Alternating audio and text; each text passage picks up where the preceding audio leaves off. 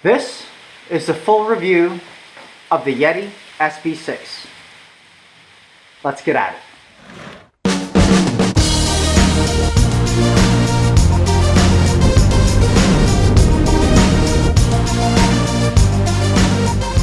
Alright guys, you guys probably remember Mike from a few weeks ago.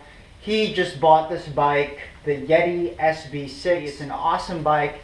And so anyway, Mike, how long have you had this bike? How many miles have you had it since? To kind of give us a more full review of this bike so far. I've been riding this now maybe 40-50 hours. Okay. I know you've been to North Park a few times, right? Yes. North Park in Pittsburgh. Where else? I went to Racetown with you, so I took that bike to Racetown. Yeah. Snowshoe, West Virginia, so some big hits. Some bike park riding. Yeah. Exactly, and some trail riding out in West Virginia. Okay, so you've definitely had some bike park riding there. You've had some, normal trail riding. Certainly had some light free ride stuff, and the Alagrippus Racetown trail system. So you've had a good amount of basically every type of riding that you would want to do in a normal trail bike. So that being said, I feel confident enough that you'll be able to kind of articulate the best way that you can on this bike a little bit more. But before we actually even get to the performance of the bike, I've noticed that you've changed a few things on this bike since you've gotten it. So I have the 35mm diameter handlebars on all my Santa Cruz bikes. Okay. So they say it's more stable, it's a better feel, which I could feel a little difference, but I think it's more the carbon versus the aluminum version. Right. I still have this 50mm stem from Raceface, and I was doing some research because I wanted to have the exact same handlebar that I have on the Santa Cruz, but I didn't want to have like the Santa Cruz bar, so I got the Easton Havoc 800mm. It's a downhill bar, 35mm. And I cut it down to 780, which is basically what I have on my 5010. Now, what do you mean, like the same exact handlebar? You're talking about sweep, rise, that kind of stuff, everything. right? Like, back sweep is 9 degrees, 5 degrees up, and 800 mil. But since the reach is longer, and it's basically exactly the same reach that I have on the 5010, so I cut it down to 780, and so now these two bikes feel pretty similar when I sit on them. Just so that you guys know, Mike by profession is a process auditor, so he's very exact in everything that he does. Yes. So that's that. Okay, so that's what you did at the cockpit level. Yes. I see some new shoes, some new rubber here. Tell me about them. And you basically were the first one who got the Ibis wheels. Yep. And that triggered also our friend Josh and myself to buy the 741s by Ibis. Yeah. And I'm a huge fan of the Maxxis tires, specifically DHF and DHR combinations. Okay. I have all my bikes with that combination. And yeah, I have the 742s built up by Pathfinder in West Virginia. Yep. Shout out to Andy. Pathfinder, West Virginia. Sorry, go ahead. And I'm a huge fan of the DT Swiss 350s. 350s. I have them on now basically every bike that I'm riding. So happy with that. 54 engagement points. So really very quick engagements here. But on 350 hubs front and back, and its rear is boost. The front is non-boost, if I can call it that way. And on Minion DHFs in the front, DHRs in the back. And it's one of the things that if you have the means to do it, it is kind of really cool to pick the parts that you want on the bike that you want. It's a really good experience. And again, it's I know I'm going to sound like I'm getting paid by Pathfinder, but I'm not. I'm doing this because they're awesome at what they do, and especially Andy. He will really take the time to kind of walk you through the options and all that kind of stuff. So, alright, so enough about the components. We'll get back to components, but let's talk about the ride right now. To review, we were really talking about comparing this bike to your 2015 X01 build Nomad, right? Beautiful bike, and one day we'll certainly have a review for that bike as well.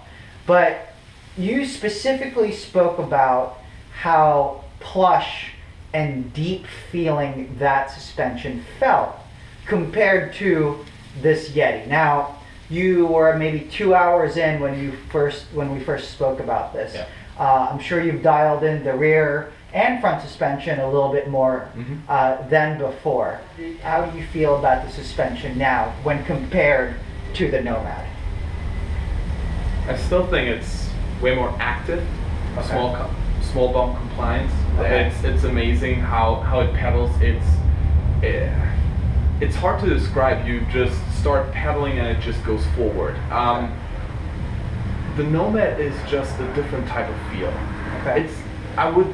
I would say this feels more like a trail bike, Okay. trail or mountain bike. Okay. The Nomad is more set up to get you up the hill, Uh-huh. and it's efficient enough to get you there without beating you up. Okay. But this feels different. It feels stiffer. Okay. And today when we were riding, I was picking even the rooty sections to go up because I wanted to see with the new setup now how Yeah. it does, if it's too harsh, Yeah. plush enough. And that's something that I don't get with either the 5010 or the Nomad, Okay. specifically with the Nomad, Yeah. because it picks up the little differences in the It just trail. tracks it. It just tracks it really Okay. nicely. So that is the one thing on Okay. trail rides. As I mentioned, I was in West Virginia in Snowshoe, the bike park, Yeah. and yeah, I had to change the setting a little bit. I put some more air pressure into the rear and the front shock just to be on the safe side. Yeah. Which is And- recommended. You know, you have to play with your suspension and the type of riding that you're going to do. So, and I was surprised how this bike takes big hits. Okay. Maybe even better because I was a little bit complaining about the fork. Now it's broken in, I would say. It's not as plush and small bump sensitive as a Pike, Right. but for big hits, this bike it just impressed me. I mean, my favorite trail out there is Skyline. It's Okay. just a jump trail. Yeah. And I countless tabletops, Yeah. Yeah. and I had more fun with that bike than the Nomad. Okay. The Nomad was sucking it up a little bit more, Right. and so you had to work a little bit more. Yeah. This, I had the feeling, shoots me a little higher. So I Okay. think that was the highest jump that I did on this bike, and landing was just awesome. I never bottomed out, so Okay. really like that feel. Wow. Okay. So if I'm hearing you right, and to paraphrase kind of what you just said, it does take big hits like the Nomad. Yes. It just doesn't feel as deep, but all in all, it just pedals better. To the point where if, to simplify things, we would say that if this is a DH rig meant to just shred down hills, and this is, say, a cross-country ride, your Nomad would be right underneath the DH rig, Yeah. and then this would actually be even underneath that if you were to classify it that way. Yes, definitely. Right? Is there a standout part that you love on this bike right now that you want to talk about? The suspension, Okay. because as I said, it's incredibly efficient. Okay. I did some rides on my 5010 because the trails that we have here in Pittsburgh. And that's a 5010 2.0, right? It's the 2.0. Okay. Yeah. And I have to say it's maybe a little bit more efficient, Okay. but these is not apples to apples. It's more apples to oranges because the 5010 is really It's a 130 bike. It's a 130 bike. It's Yeah. closer in efficiency to my 5010 Right. than the Nomad, and that's where this whole difference is coming from, because the Nomad and the 5010 couldn't be more separated, right? So this is basically like their child between the Nomad and the 5010, if I may say so. That's a good way to say it. Okay. I don't think Santa Cruz would like that. A combination of two Santa Cruz is a Yeti. Yeah. But the suspension is really very interesting to me because, as I said, we did the trail ride today, and when I met Josh down in Snowshoe, we did bike park riding the one day, and then Yeah. we went on a trail ride the other day, Right. and I felt comfortable on both, and that tells you a lot about this bike. you Right. know? So it's capable to take both, and if you're looking at this one bike quiver, you're not going to race it for cross country, and if you Right. have a downhill race, you're also not taking that. But if Yeah. you're looking at trail riding, from light trail riding to bike park riding, Right. it's a bike that can take all of it. And I think it's mostly because of geometry one, Yeah. but also the Suspension design. suspension design. So that's why I would say the component that sticks out the most is that part here. Okay. Whatever it does, Yeah. but it Yeah. works its magic and works for me. It's an infinity switch.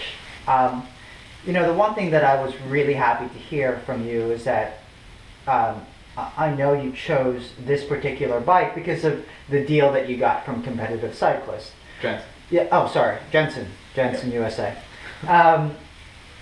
This came spec with the GX drivetrain. You're used to XO1 drivetrains. I don't know. You were pleasantly surprised, I'm pretty sure, Yes. right? Yes. Why don't you elaborate a little bit more on that? Well, bottom line, I don't know if I would ever go back to an XO1, XX1. I mean, they talk about how crisp it is, and there is some weight savings to it. Yeah. I would agree. Yeah. But this GX just works perfectly fine. Yeah. And I have to say, I'm very surprised how precise it shifts. It's light enough for me. Yeah. You can feel the difference in the shifter. And for the price point, when I looked at spare The parts, value. Yeah. the value that you get, I mean, yes, when you look at the bike, everything is like top-notch, Yeah. wheels, Yeah. forks, everything is really high-end. The only thing that is really not that high-end is all the brakes. It's just the SRAM guides are. I mean, I know we say that, but Yeah, there is not the bite adjustments, and it's Yeah, not the it's- carbon version of yeah, it, so yeah. it's not the highest end that you can Yeah. get. But for the rest, it's all like Yeah. really good spec parts. But the drivetrain, even the cranks are GX, everything is GX here. mm-hmm.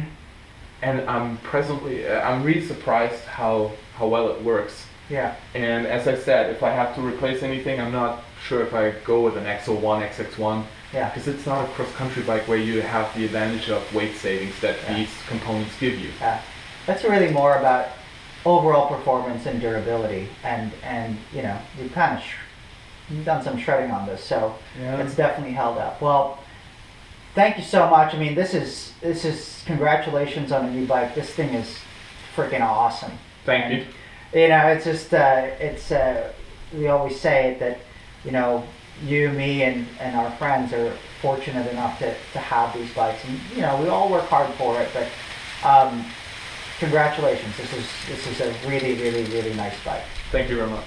So anyway, I hope you guys like this video. There are more bikes on the way. We have an HD3, we have the Fuse, we got a fully loaded Anthem, we got an Enduro. We've got a lot of things coming, and I hope you guys like it. This is Pittsburgh Active. Check out the Instagram page. Comment, like, and certainly ask questions, and Mike will be able to kind of let us know. All right? Thanks a lot.